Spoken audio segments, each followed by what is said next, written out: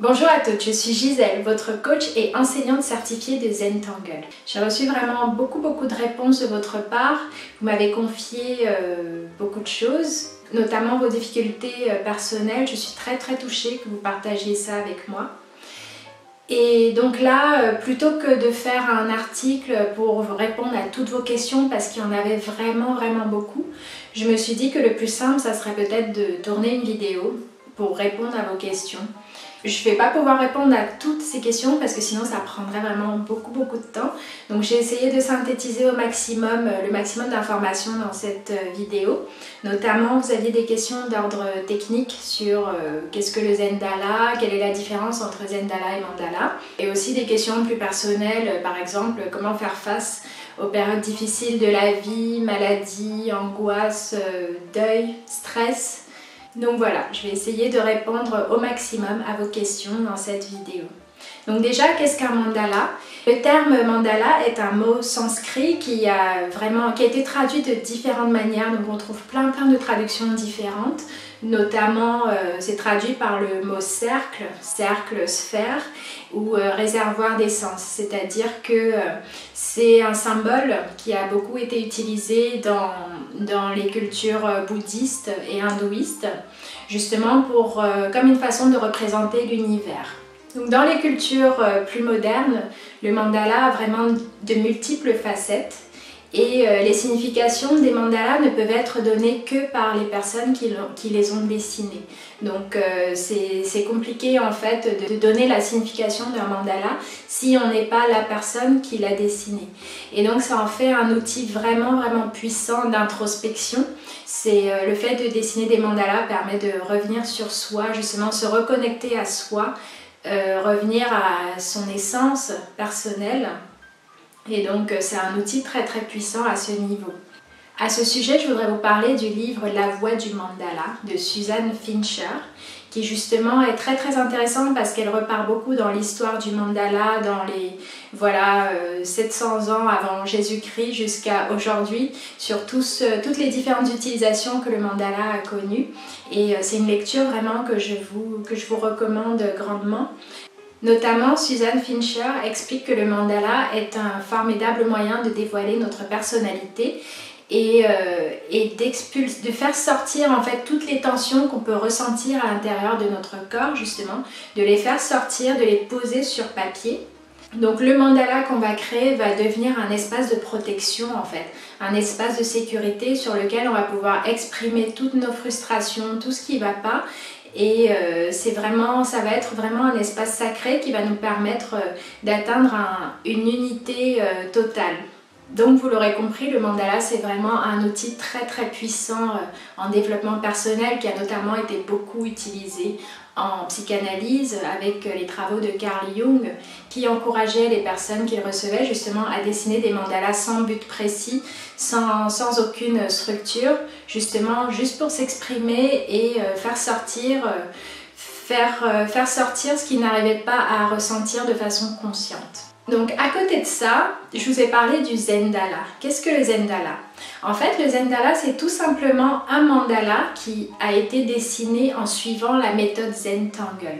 Donc le Zendala, ça a été créé par les créateurs de la méthode Zentangle et qui ont sorti justement toute une gamme de papiers ronds qui permettent en fait de s'exprimer très librement sur papier, mais en utilisant quand même des motifs Zentangle pour se diriger. Donc c'est très intéressant parce que au-delà du mandala qui va être très libre, et justement on peut se perdre dans toute cette liberté, parfois à force d'avoir plein de liberté on ne sait plus vraiment par quoi commencer, alors que le Zendala vraiment va nous permettre d'avoir un cadre bien délimité et de choisir des motifs justement qu'on va dessiner dans des espaces bien délimités et qui vont justement nous donner cette structure qui est souvent difficile à avoir. Vous m'avez demandé aussi si le Zendala doit absolument être symétrique. Donc à cette question, je vais répondre non. Le Zendala, par principe, n'est pas forcément symétrique. C'est justement quelque chose qui va être dessiné de façon spontanée et donc il n'y a pas ce besoin de symétrie. Par exemple, dans les mandalas, comme je vous l'ai dit, le mandala peut se dessiner très librement, mais il existe aussi des formes de mandala qui sont faites vraiment sur des structures très géométriques et vraiment délimitées à l'avance. Donc pour ce type de mandala, vous allez justement avoir besoin d'un compas, d'un rapporteur, d'une règle pour avoir vraiment un espace très délimité, très symétrique. Donc ce type de mandala très géométrique qui va être dessiné avec un compas, un rapporteur et une règle, c'est très joli et c'est des choses qu'on voit beaucoup, que beaucoup d'artistes utilisent, qu'on voit beaucoup sur internet. Donc ça permet d'avoir une structure et en général pour ce type de mandala, on va commencer par dessiner la base avec un crayon, un compas, une règle et ensuite on va dessiner nos motifs à l'intérieur et une fois qu'on aura fini nos motifs, là il faudra tout gommer pour vraiment avoir ce mandala très propre, très symétrique, voilà. Dans le Zendala par contre, il n'y a pas ce besoin de symétrie, donc les choses se font de façon beaucoup plus spontanée. Et justement ça permet de se relâcher vraiment l'esprit, de pas se focaliser sur le fait de dessiner absolument droit de façon symétrique ou alors de dessiner absolument en rond. C'est vraiment pas ça qu'on va travailler dans le Zendala. Dans le Zendala, on va vraiment se concentrer sur le fait de dessiner. Dessiner des motifs, représenter des choses qui nous parlent. Donc vraiment choisir les motifs qu'on utilise, les couleurs qu'on va décider d'utiliser par exemple. On va essayer de les choisir vraiment en s'écoutant, en écoutant notre intuition pour vraiment s'exprimer et se relâcher. Donc il existe différents types de Zendala. Je vous en ai ramené quelques-uns ici que je vais vous montrer. Il existe des Zendala en fait qui sont déjà prédessinés à l'avance. Donc pour ce type de Zendala, vous allez juste prendre des papiers ronds en fait qui sont produits par la marque Zentangle. Et sur ces papiers-là, il y a déjà un motif, une structure qui est prédessinée. Et donc tout ce que vous aurez à faire dans ces cas-là, c'est juste dessiner les motifs de votre choix à l'intérieur de ces espaces bien délimités. Donc ça, c'est une façon de faire. Donc une autre façon de faire, c'est de prendre un rond de papier blanc comme celui-ci par exemple. Vous voyez, c'est des ronds de la marque Zentangle. Et dedans, vous allez dessiner au crayon une délimitation, une ficelle en fait, de votre choix. Une délimitation au crayon et après vous allez dessiner de façon spontanée vos motifs au feutre, directement au feutre. En sachant que bien sûr avec le Zendala, il n'y a jamais besoin d'effacer après, on n'utilise pas de gomme. Donc tout ce qui est posé sur votre papier reste posé. Et voilà, c'est une formidable façon aussi de prendre confiance en soi, en ses propres traits et en ce qu'on fait. Et la dernière option, c'est de prendre pareil un rond de papier comme ceci et de dessiner tout simplement de façon spontanée dessus. Par exemple, vous pouvez remplir ce rond directement au feutre sans délimiter d'espace à l'avance. Vous allez remplir ce rond justement avec les motifs de votre choix sans forcément avoir à dessiner en rond. Vous pouvez partir dans tous les sens comme vous voulez. Ça aussi, ça reste du Zendala. Et c'est une façon aussi de s'exprimer et de dessiner librement, comme on a envie. La seule délimitation ici, c'est vraiment notre espace rond. Ensuite, les dernières possibilités, c'est le fait de changer de couleur de papier. Donc là, on a vu des ronds de papier blanc, mais on peut aussi en avoir des marrons comme ceci. C'est la gamme Renaissance. C'est du papier de très bonne qualité qui est beige marron, voilà. Et aussi, vous pouvez dessiner sur des ronds de papier noir pour continuer vos explorations et vous amuser. Quel matériel pour votre Zendala? Donc comme nous l'avons vu, en général on travaille sur des ronds de papier. Donc de préférence vraiment prenez des papiers de très bonne qualité.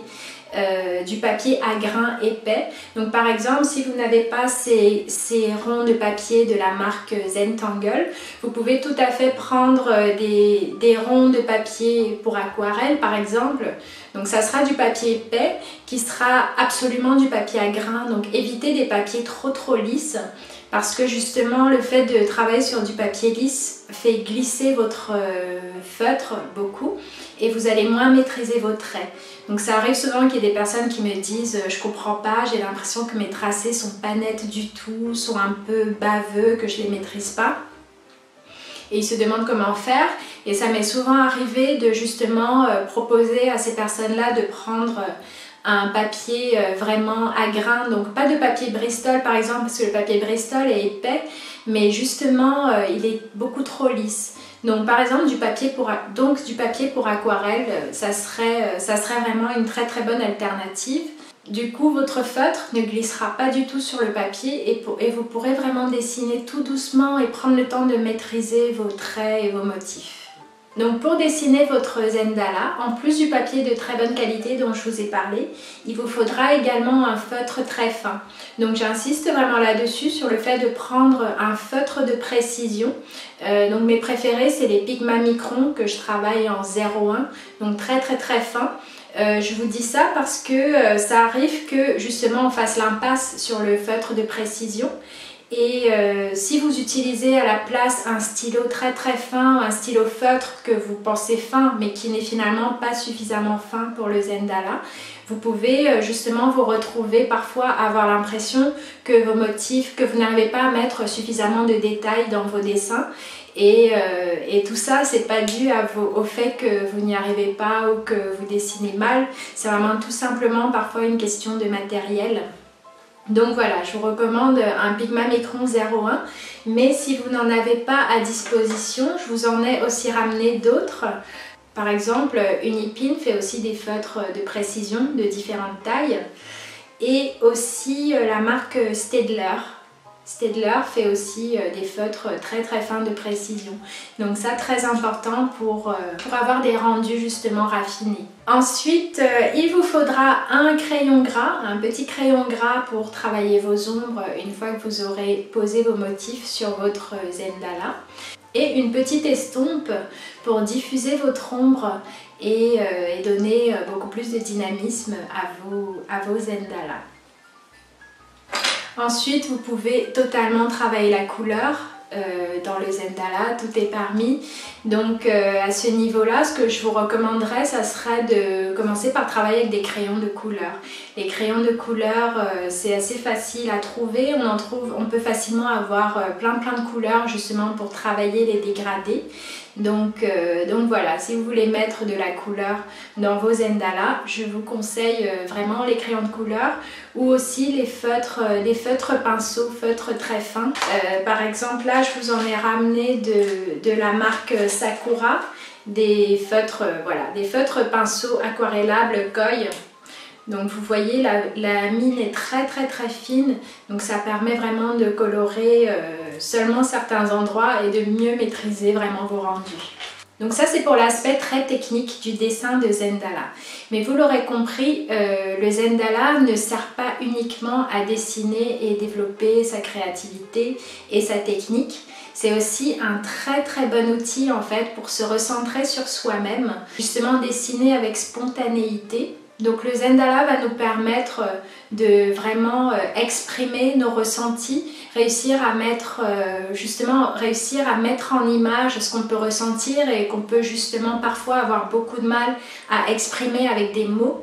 En dessinant des Zendala, vous allez pouvoir justement exprimer ce que vous ressentez, réussir à visualiser où vous voulez aller et le chemin justement pour y arriver, pour arriver là où vous souhaitez arriver. Le dessin de Zendala est un processus d'intériorisation vraiment très fort et ça nous permet en fait d'aller chercher l'énergie au plus profond de nous-mêmes pour nous sortir de certaines situations. Donc là, vous l'aurez compris, là on sort un petit peu carrément du cadre du Zentangle et de la méthode Zentangle. Donc dans ce nouvel atelier que je vais vous proposer, vous l'aurez compris, il y a vraiment une dimension de développement personnel qui est très poussée, qui est encore plus poussée que quand on fait juste du dessin de Zendala. Parce que dans cet atelier, j'ai souhaité avoir une dimension justement technique du Zentangle et aussi relaxante, parce que la méthode Zentangle permet vraiment de se détendre, de se relaxer, de profiter du moment présent. Mais j'ai voulu ajouter à tout ça encore des outils de coaching très puissants, très intéressants, qui vont vous permettre justement, grâce au Zendala, de faire un état des lieux de votre vie. Donc mieux comprendre où vous en êtes, où vous voulez aller et comment faire pour y arriver. Donc pour mettre en lumière en fait tous les points de votre vie actuelle que vous avez envie d'améliorer.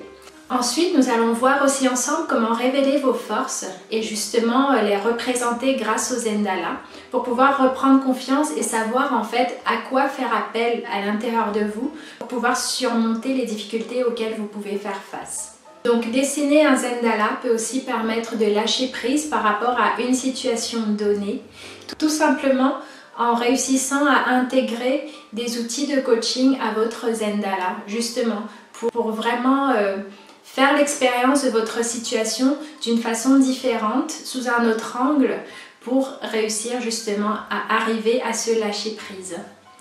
Et le Zendala, ainsi que la méthode Zentangle d'ailleurs, permettent également d'être en pleine conscience, vraiment, de dessiner en pleine conscience et justement de faire taire tout ce brouhaha qu'on peut avoir dans la tête régulièrement toute la journée. Voilà, on peut grâce au Zendala être dans cette pleine conscience et aussi développer notre altruisme. Ça peut paraître contradictoire, mais justement parfois en prenant ce temps pour soi, on arrive mieux à s'occuper des autres et à montrer aux autres qu'on les aime, tout simplement. Donc pourquoi faire du Zendala? Pourquoi dessiner des Zendalas? Donc dessiner des Zendalas permet de se sentir beaucoup plus serein. Le Zendala, en fait, lorsqu'il est dessiné avec cette dimension de développement personnel, permet également de développer une clarté d'esprit vis-à-vis de certaines situations dans lesquelles vous pouvez vous trouver. C'est comme une forme de méditation qui va vous permettre, en fait, de vous pencher sur une situation et d'avoir une vision claire de ce que vous êtes en train de vivre et de comment vous aimeriez le vivre autrement. Voilà, le Zendala dans cette dimension, du coup, vous permettra d'avancer sur votre chemin de vie. Donc en étant clair avec ce qu'on veut et ce qu'on a envie de transmettre aux autres, on se sent aussi totalement aligné avec soi-même et avec ce qu'on aimerait faire dans notre vie. Le Zendala permet vraiment de reprendre confiance en soi quand il est dessiné justement dans cette optique et quand on est guidé correctement par rapport à ça. Ça permet de reprendre confiance en soi. Pourquoi? Parce qu'on va commencer à prendre conscience de ses forces et donc à les exprimer et à pouvoir commencer à voir comment on peut les transposer aux différents domaines de notre vie dans lesquels nous avons des difficultés. Et enfin, bien sûr, le Zendala permet de développer sa créativité et d'apprendre plein de nouvelles techniques créatives, de dessin, travailler les ombres et lumières, donner plus de relief et de vie, du coup, de puissance à ces dessins. Voilà. Et si vous voulez vraiment recevoir toutes les informations concernant ce nouvel atelier Zendala, je vous invite vraiment à vous inscrire dans le formulaire qui se trouve juste en dessous de cette vidéo. Donc vous mettez votre prénom, votre adresse mail. En vous inscrivant à la liste d'attente, vous êtes sûr que vous recevrez vraiment toutes les informations concernant l'atelier ainsi que l'offre promotionnelle qui ira avec.